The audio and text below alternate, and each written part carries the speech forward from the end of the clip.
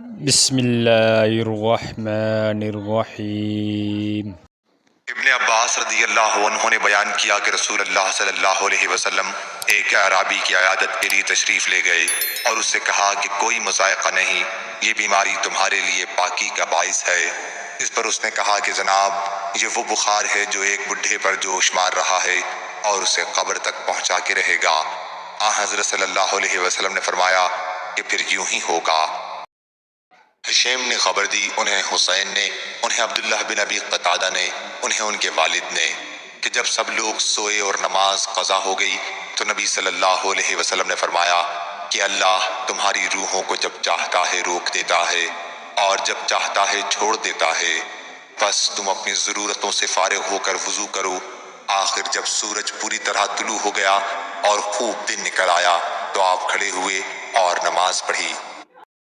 شعبہ نے خبر دی، انہیں قتادہ نے اور انہیں انس بن مالک رضی اللہ عنہ نے، کہ رسول اللہ صلی اللہ علیہ وسلم نے فرمایا دجال مدینے تک آئے گا لیکن دیکھے گا کہ فرشتے اس کی حفاظت کر رہے ہیں، بس نہ تو دجال اس سے قریب ہو سکے گا اور نہ طاعون اگر اللہ نے چاہا۔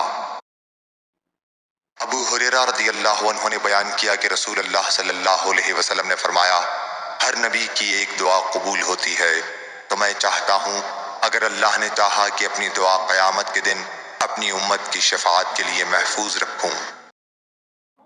ابو موسیٰ رضی اللہ عنہ نے بیان کیا کہ جب نبی کریم صلی اللہ علیہ وسلم کے پاس کوئی مانگنے والا آتا یا کوئی ضرورت مند آتا تو آپ فرماتے کہ اس کی سفارش کرو تاکہ تمہیں بھی ثواب ملے۔ اللہ اپنے رسول کی زبان پر وحی جاری کرتا ہے جو چاہتا ہے۔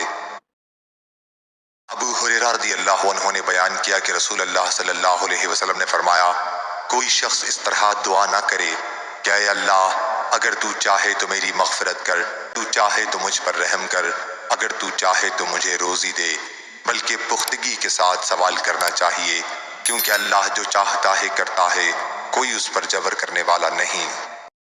حضرت عبداللہ بن عباس رضی اللہ عنہ نے بیان کیا کہ وہ اور حر بن قیس بن حسن فزاری موسیٰ علیہ السلام کے ساتھی کے بارے میں اختلاف کر رہے تھے کہ کیا وہ خضر علیہ السلام ہی تھے۔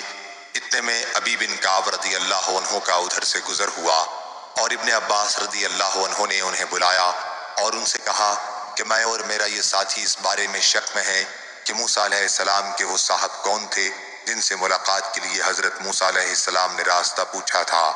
کیا آپ نے رسول اللہ صلی اللہ علیہ وسلم سے اس سلسلے میں کوئی حدیث سنی ہے؟ انہوں نے کہا کہ ہاں، میں نے رسول اللہ صلی اللہ علیہ وسلم سے سنا ہے۔ آپ نے فرمایا کہ موسیٰ علیہ السلام بنی اسرائیل کے ایک مجمع میں تھے کہ ایک شخص نے آ کر پوچھا کیا آپ کسی ایسے شخص کو جانتے ہیں جو آپ سے زیادہ علم رکھتا ہو؟ موسیٰ علیہ السلام نے کہا کہ نہیں۔ چنانچہ آپ پر وحی نازل ہوئی کہ کیوں نہیں، ہمارا بندہ خضر ہے۔ موسیٰ علیہ السلام نے ان سے ملاقات کا راستہ معلوم کیا اور اللہ تعالیٰ نے اس کے لیے مچھلی کو نشان قرار دیا اور آپ سے کہا گیا کہ جب تم مچھلی کو گم پاؤ تو لوٹ جانا کہ وہیں ان سے ملاقات ہوگی۔ چنانچہ موسیٰ علیہ السلام مچھلی کا نشان دریا میں ڈھونڈنے لگے اور آپ کے ساتھی نے آپ کو بتایا کہ آپ کو معلوم ہے جب ہم نے چٹان پر ڈیرا ڈالا تھا تو وہیں میں مچھلی بھول گیا اور مجھے شیطان نے اسے بھلا دیا۔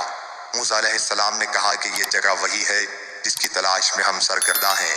بس وہ دونوں اپنے قدموں کے نشانوں پر واپس لوٹے اور انہوں نے حضرت خضر علیہ السلام کو پا لیا۔